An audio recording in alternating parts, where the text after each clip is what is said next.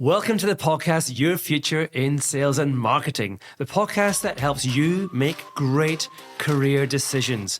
My name is Mike Dickson, and I'm a professional sales and marketing recruiter.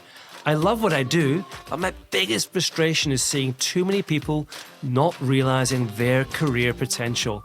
In this podcast, I'll introduce you to my network, an amazing group of business leaders from the biggest tier 1 organizations through to some super fast growth SMEs. They'll share their career journeys and give unique advice and insights on managing your career and leading a function and a business. Join me, Mike Dickson of AXR Recruitment and Search, to help guide your future in sales and marketing. Well, hello and welcome to the podcast, Your Future in Sales and Marketing, with me, Mike Dickson, Director of AXR Recruitment and Search. Now, our purpose at AXR is to help you make great career decisions. And in the podcast today, we're changing it up and meeting someone who's at the very early stages of their career in terms of time, but is not waiting to make things happen. I'm delighted to be talking with Ariah Michel, the 22-year-old founder and managing director of the Drinx Factory. Ariah, welcome to the pod. How are you? Thanks, Mike. That's a very kind intro. I'm well. How are you, mate? You well? Yeah, really good. Thanks. Really good. Before we jump into our usual icebreakers that our listeners are familiar with, it'd be great just to get a mini elevated pitch from you on the Drinx Factory. So we'll unpick the business and your journey as we go, but it won't be a new name for a lot of our listeners. So tell me, Drinx Factory. Yeah, awesome. Well, my name's Ariah. Lovely to meet all of you listening. So the Drinx Factory, we're a niche marketing agency. So we work exclusively within the liquor retail sector and also on-premise as well. And we do merchandising and in-store sampling. We've got a massive focus as well on data analytics, which I think has really helped to build what we've got today. But I think we'll probably dive a bit deeper into that. That's probably my little elevated pitch. It's a really interesting business and I really want to jump into it. But before we do, we ask everybody this question: what's your favorite brand, Ariah? And you must pick one that you've not worked on so far. It's a really interesting question. I actually think the brand, which is my favorite, would know who they are because I've made myself quite a fanboy. But if I've got to pick another one, I'm going to go for Proper 12 Whiskey, Proximo Spirit. I think that's probably my favorite brand at the moment. Brand of the moment. Yeah. At the moment. We'll see what else comes. But at the moment, let's go with that. All right. Okay. Cool. Right. Let's jump in. So where are you from? Give us a bit of your background. So I was born here in Australia. My family are born in Johannesburg, South Africa, which obviously you can probably hear a little bit of the accent. I've got a bit of a tinge of English as well. I've actually got no link to England. I don't know why I sound like that, but I do. And I've lived here my whole life. I've had little spells. I had a spell in the US playing college soccer for a bit, and I'm sure we'll jump into all that. But yeah, I'm a Sydney boy. Sydney boy with a mixed background. Mind you, most people in Sydney could probably say that, couldn't they? Absolutely. We're all kind of come from different mongrel type backgrounds. I don't know if there's a purebred Sydney, quite honestly, but unless you go way back.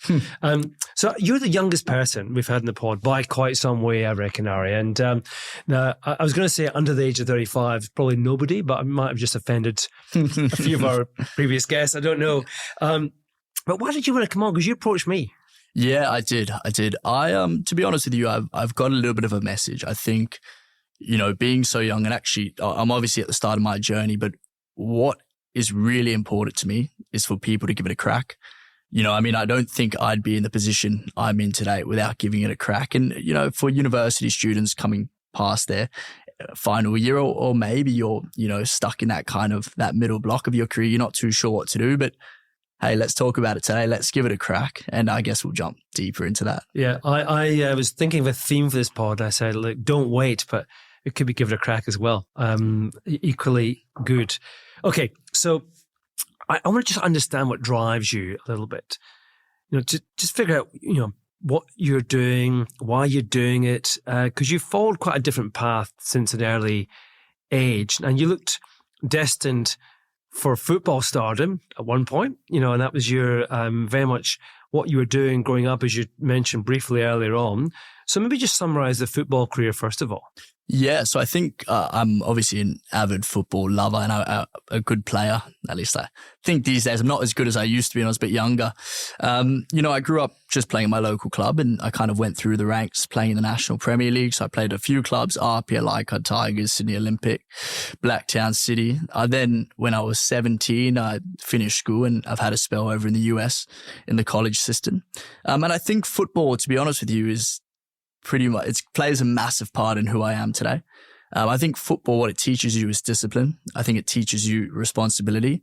There's a saying my father taught me, which is you're only going to get back from the game what you give. And it's true. And I really try bring that into life as well. So, that's a bit about my career. I still play today, but unfortunately I'm slow as ever and I've got 2 left feet these days. But I love the game, and I think it's taught me so much. And it's probably, that, and I've got an unbelievable family, and I've got to give a lot of credit to them as well for the person I am, and I'm still learning and becoming. So, yeah, you're probably underselling yourself a bit there. When we spoke before, I think you reached pretty high rep level in soccer, and it's not everyone gets invited to go to the US to play college sports of any level. So, why did it not continue for you? I think, and to be quite vulnerable, I've gone over to America. I was a young lad. I'm 18 years old. Obviously, I think a lot of people kind of, with sporting aspirations, you've got this dream, right? You picture yourself on that pedestal with the bright lights, and, it doesn't always end up that way. You might not be good enough, or, for example, for me, when I was in the US, I felt quite alone because I'd never been away from my family. I was young. All of these factors, and also I went at a bad time. It was during COVID. So football actually stopped, and I had a bit of health problems with COVID as well. So that kind of put a bit of a stunt in my career, and obviously at quite a key moment, that 18, 19-year-old point. But looking back at it, I'm extremely grateful and for the experience, and actually what that experience in the US taught me. So although sometimes you can't really see the light at the end of the tunnel, I think it was probably then. It probably wasn't meant to work. Maybe in my next life, right? Yeah, well, you sounds like you give it a real crack, as you said earlier, that you like to do. And I think going to the States when you're 18 or 17, then COVID hits. Yeah, pretty tough stuff, Ariah. But that you bounced around between, I guess, school, the US college system. At that time, you saw an opportunity in the craft beer industry, which I find really interesting because it was almost like a little recruitment business you set up. So talk about your first kind of step into business. Yeah, this is actually an awesome story, and I don't think it's one that many people know, but to be honest with you, I think the craft beer space, those were the only people that would actually talk to me at that stage. I think that was the main thing. So what I knew when I came back from the US was I loved people. And I really liked some of the niche companies and even that seltzer kind of category, because that was kind of just launching when I'd come back. And the other thing I knew I was good at was getting my friends jobs. I seem to have always done that. So I actually built a little bit of a company, and it wasn't massive. Look, it probably went for 3-4 months, but I used to just get my mates over. I would teach them how to be a rep. If they could have a chat or have a combo, I was like, hey, if I'm good at it, like, why can't you be? And I used to train them up. And I promise you, I would sit down with them in my house with like my laptop, my old MacBook Air and a little PowerPoint. And then I'd go to companies and I'd be like, hey, I've got an awesome guy or girl that's interested in the role. Do you want to hire him casually? And you got to pay me like whatever it was, a little clip or something. But that was my little business. And I guess that was the start of Drinx Factory. Yeah. We have to get back to that recruitment piece. If your current career doesn't work, Ariah, maybe you come and work for us. Oh, I'll never shut any doors. So. Excellent. Now, if I had the timeline right, I'm going to try and get through this. So in 2020, you started a degree at UTS, which you're still taking. You landed a repping role with Ampersand Projects, famous for their vodka sodas. You built a name for yourself and then landed a role with Saintly. They were the first hard seltzer business. You owned by the Chile marketing guys, so distributors of alcoholic cider. You did well there. You got promoted to a state or a national sales manager. Saw an opportunity there to deliver on a merchandising project, recruiting, I guess, the theme there, a team to deliver against a product launch activation for them. Now, I'm not sure if I've got that vaguely right, but all that, and you're still at uni before we're going to Drinx Factory. Yeah, I mean, it sounds about right. I think it kind of goes with the theme of today. I just like to throw myself at things, and not necessarily always planning, as that kind of sounds. There's a lot going on there. Just to kind of break it down. So the boys at Ampersand, Marcus Keller and Alex Bottomley, like hats off to them. They've built an incredible brand with what they've got with vodka soda and I think I learnt a lot there. Really innovative lads. And just their touch on things, they had such a precision to what they did. It taught me so much. They obviously were only looking for someone as kind of a casual role. So from that moment, I got an opportunity with Saintly Beverage Co., who, yes, the Kieran and Christian Bard and the brothers. And again, so much respect for what they've done. They've had an unbelievable career. And, I pretty much said to them, look, I don't know much, but I'll give it a crack, right? Like, let's just try it. And next minute I was out on the field just knocking on doors and I seemed to be okay at it, right? So from that point, I was obviously did quite well and they had me going to Melbourne, they had me going to the ACT and I eventually actually built a little small sales team for them. But that's kind of the journey there and that's pretty much the timeline of how that all worked. Yeah. And then you used that experience to kind of, I'm not sure if simultaneously, land Young Henry's as a client. What was kind of going to be your first step to launch Drinx Factory? Yeah, you've got it right. So I heard down the chain and just speaking, I actually think it might have been a bottle shop manager, that they were looking for a merchandising team. Now, in my head, I was like, wow, that sounds cool. Kind of that naive 20-year-old, like, let's just see what's going on. So I've rocked up at the Young Henry's, like their little house, call it, in Newtown. And I've just gone and spoke to the bartender. I'm like, hey, you guys like looking for a merchandising team? One conversation led to the next, and then the national sales managers come down. And we've had a conversation. And look, again, I was just honest. I don't know much. I mean, I've done it for Ampersand. I've done it for Saintly. I can build you a team and let's rock it. And I guess the infectious enthusiasm, I guess that's what landed the deal, right? So that was awesome. And again, I look back now at kind of all of this, and it sounds almost crazy, right? It's so much respect for, Dan Hampton and his team there for giving me a crack. Because I think a lot of, and this is what I really liked about that craft beer sector that you touched on earlier. I think a lot of companies would see a young, naive 20-year-old with not much experience and just be like, thanks for coming. But, they were open arms and they were wanting to help us. And, look, credit to them because I think we did a great job for them. So, yeah. And I'm guessing too, what alternative do they have? They go to the big merchandising organizations, they pay them a lot of money, they lock themselves into long contracts. I imagine you made it quite easy for them. Yeah, and I think the relationship was reciprocal, right? They knew that we were new, but they also knew we'd give them 100%. And I think, as you said, right, that probably was their alternative, to go to one of the big boys and see what they can do there. But at the end of the day, I think, and especially with their team, and I can only speak on their team, just really great people and they want others to succeed. And that's why I continue. We love working with those boys those boys and girls there. Just amazing people and really gave us a crack. So great. And that was the birth really of Drinx Factory. And did you, when you did that, obviously it was an opportunity, you saw it, you grabbed it, you made it happen. Did you start to think, oh, with something in this, I should write a plan, I should set goals, I should kind of, I'm going to build something here, or is that just not your style? I mean, I wish I could say yes. I mean, I was like, whoa, this is cool. Let's go head first at it. I mean, I think what I learned from recruiting, is I was actually giving my best people away. And I think that's the hardest part in this game, is actually good people.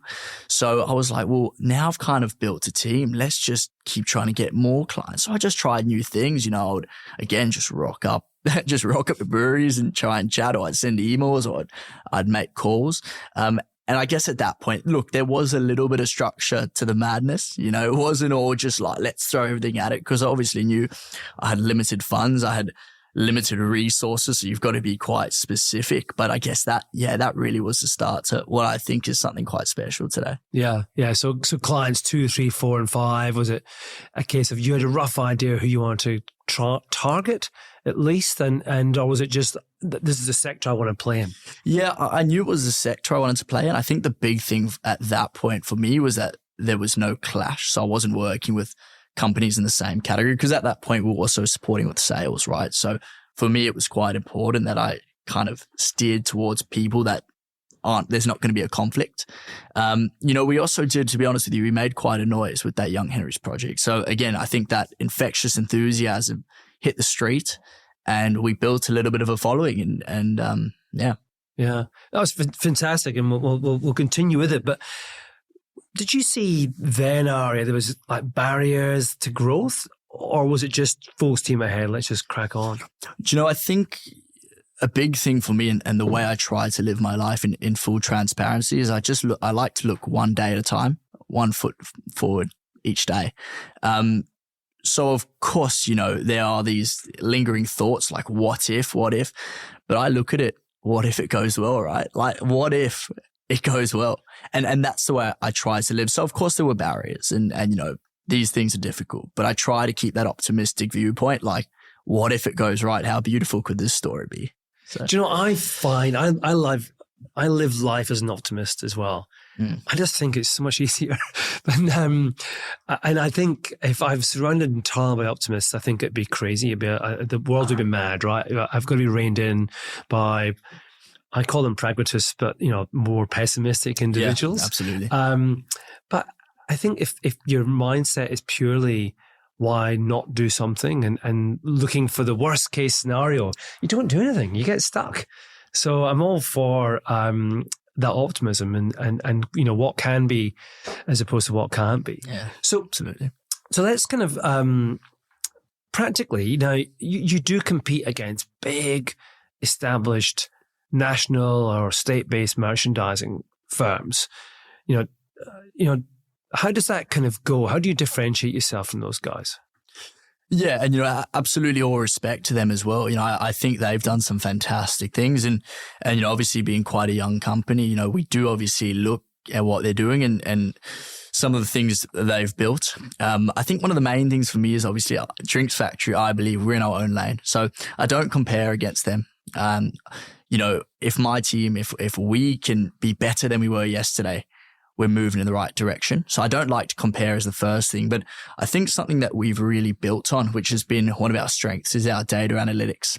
For anyone that's worked with us or, would like to inquire, our data analytics program is extremely strong and it's liquor specific, which, a lot of these big companies haven't really tailored into. So in terms of comparison, I'd probably say that's our strong point.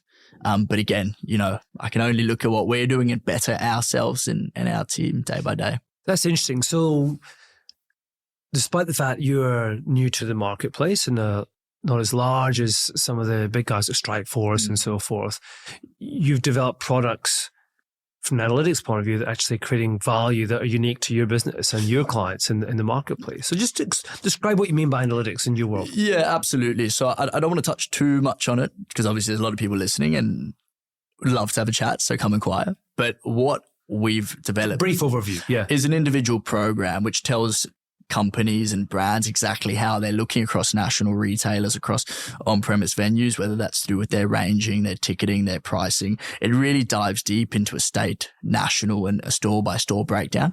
So what we aim to do is to give companies a full kind of 360 view of compliance and activation and kind of the differences we can make in trade. So it's not necessarily just like the photos they're seeing, but, they're actually seeing incremental sales volume. They're seeing changes within positioning in store. And we try and make that quite detailed. Great. So you're measuring what it is you're trying to do and showing them what the impact is in a way that they can actually then build, get a sense of performance and then resetting goals going forward. It's really interesting. Yeah? And we'll not go any further because I know that this is going to, this is your competitive advantage. So we'll not unpick it too much, but okay. So talk to Ariah if you're interested in the analytics package. It sounds pretty cool. Now, I want you to look forward. I know you're not naturally a planner, it's day by day, but if you were to kind of jump forward, say 5 years, what will the business look like? What would you be doing? Yeah, look, I have a picture in my head. I'd like to be one of the biggest companies across FMCG and a well-trusted company as well. I think that's super important. Obviously, as we've grown, developed fantastic partnerships and a client base which really trusts us and we love working with day in, day out. But 5 years down the line, although I'd love to answer that question straightforward, I'm not going to. I don't know. What I do know, though, is 5 years forward, you would have made even better than what it is, our data analytics package, our team, and our service that we can offer. And again, like it touches on that point, like we focus on us, right? And that's so important for me. Yeah. So we'll take it day by day. Cool. So I like the fact you haven't just gone to scale. It's been about service and delivery. Yeah. But to give the listeners a sense of your business, it's not just you and a couple of mates now, is it? How many people do you have merchandising? Yeah. So obviously we've got our merchandising team and we've also got an in-store sampling team. So we've obviously got the two components now. We've got about 150 staff nationally. So we operate in every state in Australia now. And yeah, we've obviously had quite the growth, which has been fantastic. And I'm extremely proud of the growth. But I don't like to get caught up in the growth, right? That's important. I don't like to get caught in it because I think it's so important that if I change the way I think and, I don't live this day by day living. Look, I'm very grateful to have people around me, such as my accounts team and other sort of mentors that can kind of steady the ship at times. But, yeah, we've got about 150 now and growing, which is fantastic. Amazing. Congratulations. Thank you. Absolutely superb. Thanks, mate. So let's talk a bit about, you, because we now know a bit more about your business and the journey to this point. But so what's your role now? What do you do day to day? Oh, well, again, I wish that was a straight answer. I mean, look, day to day, one of my key functions is obviously sales. So bringing in the business, that's super important. Operations, making sure our team are in the right places, doing the right things, working with companies to activate marketing strategies and implement, key point indicators for what we're actually meant to do for them is very much my role. And just making sure our team's in check. I'm quite proud to have built all these, systems and which make it very easy for the customer to engage with what we do.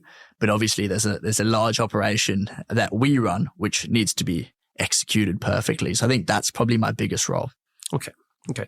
And what support do you have? You mentioned a leadership team or an accounts team, but have you built a leadership team? Is that something you have that infrastructure in place yet? Yeah, we've got a really tight circle of our leadership team and people that I trust dearly. I've been very fortunate. I think it's something to do with this kind of industry as well, especially looking at the liquor side. People are just really fantastic. And I've met so many amazing people along the journey who are always happy to support. And if I need a call, we'll always pick up my phone calls. I've got people in my own personal life who I look up to dearly as well, who have been great supporters. And, I think that's so important to anyone starting out or any individual on whatever you're doing in life. Having that strong foundation, it's critical because not all days are good days, right? So you need to have that kind of support and that backing. So critical. You do. So you've got your people around you. So you'd almost class in your team, friends, family, your network, the industry influencers and mentors that you've got. That's your team. It's not just the people in your business. Yeah, absolutely. And I think something with our business is, anyone that works for our team, it really is a family feel. I think companies see that as well. That's another advantage point that we have. Like I want our reps to know the national sales manager, to know the director. There needs to be that vibe and that transparency because at the end of the day, let's talk about like an independent liquor company, right? That's their baby. So they need to know who's representing them. So we make sure there's that connection and, there's at least being a coffee or a beer or whatever it is. It's so important for us that we can connect with brands and with people and connect our people as well because we're extremely proud of them. Yeah. So you've got this team of 150 people doing sampling and doing merchandising. You can't manage all those people. So you've got did you say a national sales manager? Yeah. Or a so we've got a general manager yeah. and then we've got a few other people in our team. So if one of our team members, Mireille, she runs all our tastings and God bless Mireille if you're listening. She's amazing. Much better with people than I am. And, what we've tried to build is a team that are open communicators. With any problem, they can come to us, they can talk to us because we try to build a family, right? And that's the way I believe we're going to succeed. A lot of these, and I don't want to speak on any individual companies because I don't know, but at least from what we've seen, a lot of these companies don't even know who's working for them. But it is so important that we know exactly who's in our team and we trust those people as well, because that's the way we're going to move forward and grow. Great. Now, you're an MD, you're a founder of this organization, Ariah. Do you worry at all? I know you're naturally positive and optimistic, but anything keep you awake at nights apart from the parties you must be attending in the liquor industry? Yeah, I think the one thing from that list missing is probably a human, right? Like that's probably the one thing. So of course I've got my concerns and my personal life and a social life and all these things, but again, it's a mentality thing for me. So as long as I can keep moving forward, and that's the thing, right, Mike? Not every day is going to be a great day. Some days are going to be bad. Some days you've got to just wear the smile, but when you wake up the next day, it's going to be okay, right? And that's my kind of message. Not every day is meant to be perfect, and that's okay. We all live in the same world. We all have our problems, whether it's whatever it is. And of course, I'm human. I've got issues too, right? But as long as we can take the bad days and learn from them, then it's okay. So I think it's just fascinating and really good advice, Ariah. And let's not forget, you're still doing your degree as well. So how do you achieve the balance of all of those things? The human component, the business you're growing, you're still trying to complete this degree at some point. All these things go on at the same time. How do you actually ensure that you don't burn out? Yeah, I think, to be honest with you, I think football has been really pivotal to me being successful. It's obviously taught me the discipline and it's taught me to keep on the right track. I think mental health is definitely a thing today, and it's something we focus on in our business quite heavily, right? So going out there, sweating it out, being with friends, enjoying it, being active is so important. I think that keeps me on track. And again, I think it just goes back to my point, right? Like one step at a time, day by day. I don't like to look too far because it's quite scary, isn't it? But if I can tackle each day as it comes, no one knows what tomorrow is going to bring. Let's be real. We've got no idea. So why am I looking so far? Let's just look day by day and just try win that day. And if you win that day, you're better off than you were yesterday, right? So yeah. And you must have fun though. I mean, it's a great industry. It's very social. You guys are clearly going well. You're growing, taking market share. You're surrounding yourself with people that you really care for as well. Do you guys have a lot of fun doing it? I love it. I absolutely love it. And I think that's what's so important. Like I wake up in the morning and I'm like, yeah, let's get today, right? I've got a smile on my face. And I think for anyone who's thinking of chasing a dream or any ambition, like just go for it, because you know what? It's going to be better when you wake up in the morning. It's like, let's chase today. Let's win. It's a lot of fun as well. Look, I'm a human. I like to party as well. I like to have a drink with clients. I'm 22 years old. And I will continue to do that. Hope if I'm not rocking by 60, someone slap me. But yeah, I absolutely love the industry, and I think I've got a passion for it, and I've really got a deep desire to change it as well. You could probably still cope with the hangovers at 22 as well. Well, not as well as I used to. I'll tell you, I'm useless these days. If I've had a big Saturday, Monday's a write-off. I've got no comment for that. Cool. Now, I want to talk a little bit as well about advice, because you've mentioned a couple of times there, go for it, which I think is really important. And because the final section of every pod we do is on advice for others. And you're still early on in your career. You packed a lot in. You're still packing in lots. But in my experience, career advice for people of your age or generation or younger, and it's always been the case, to be honest, is rubbish at best. It really is. Whether it's schools, unis, well-meaning family members. And it's part of the reason we do this pod is to give people career advice as their career progresses. But I think they start out with a very narrow perspective. So accepting that everyone is unique, they're not all like you. They're not, there's people who are more pessimistic and less inclined to go for it. But what advice would you give, or do you give your generation, those people around you, on jobs and careers and that kind of thing? Yeah, I think It's a really interesting question, actually, and it's something I've thought about a bit. I think if you can find something you're passionate in, you don't necessarily have to have an absolute master game plan, but just run with it, whether you want to be an artist, whether you want to be a dancer, whether you want to excel in sport or excel in the business world. I think finding that passion and finding that desire is step one. Now, step two is throwing yourself head first. Now, of course, I think as human beings, one of our biggest downfalls is fear, right? We're scared. And there's many things that scare us. And, I think the unknown is a massive factor of that. So again, it goes back to that what if point, right? But at the end of the day, I think that desire and doing something that you love, and it doesn't matter what it is, I think with enough brute force, quite literally, and strength within yourself, you'll land where you need to land. So I don't think it needs to be such a focus on, hey, what's going to happen in 10 years, 20 years? Again, let's focus on today, right? Let's focus on what do I love? What can I do to be better than I was yesterday? And I'm pretty sure the stars will align. At least that's how I like to see life. I like that perspective of turning the shorter term focus into real positive. Because I think people often get overwhelmed by the longer term goals that they're expected in their mind to set, and they perhaps look at careers as this long thing that they've got to map out and get right. And therefore they're fearful of making decisions that might derail them. And that creates inertia, actually often not making decisions or not Absolutely. taking a risk. And if you're not making decisions or not taking a risk, and you end up staying in your comfort zone too much. And we talk in this pod a lot about make sure you gather experiences.